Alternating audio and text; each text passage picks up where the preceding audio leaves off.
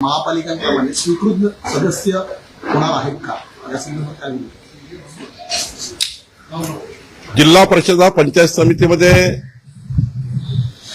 किमान 10 सदस्यामागे 1, झेडपीमध्ये जिल्हा परिषदेमध्ये 10 सदस्यामागे 1 आणि पंचायत समितीमध्ये 5 सदस्यामागे 1 असे स्वीकृत सदस्य राहावेत आणि ग्रामविकास अधिनियमात थोडी सुधारणा करावी, जिल्हा परिषद पंचायत समितीमध्ये अधिनियमात सुधारणा करावी अशी विनंती मी माननीय मुख्यमंत्री आणि उपमुख्यमंत्री एकनाथ शिंदेजी अजितदादांना केली होती. ग्रामविकास मंत्री यांनी याबद्दलची चर्चा केली आहे.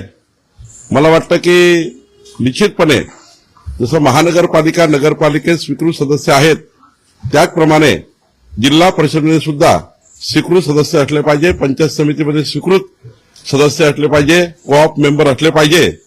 याकरताच शासनाचा जो मी जी मागणी केली होती ती मागणी माननीय मुख्यमंत्र्यांनी सकारात्मक पद्धतीने त्या मागणीला मदत करण्याचं सांगितलेलं आहे. मला वाटतं हा कायदा लवकरच मंत्रिमंडळाकडे आणि येणाऱ्या सभागृहात येईल अशी मला अपेक्षा आहे. पण हे तातडीनं करण्याची गरज आहे, कारण ग्रामीण भागातल्या अनेक लोकप्रतिनिधी जे आरक्षणामध्ये महिला आरक्षण असेल किंवा SC/ST आरक्षण असेल त्या ठिकाणी मोठ्या प्रमाणावर लोकप्रतिनिधी चांगलं काम करत असतानाही, चांगले त्या ठिकाणी लोक असतानाही समाजामध्ये सर्व क्षेत्रात चांगले काम करणारे लोक आरक्षणाच्यावर राहून जातात.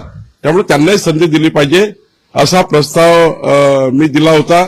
मला वाटतं याच्यामध्ये सकारात्मक निर्णय होईल.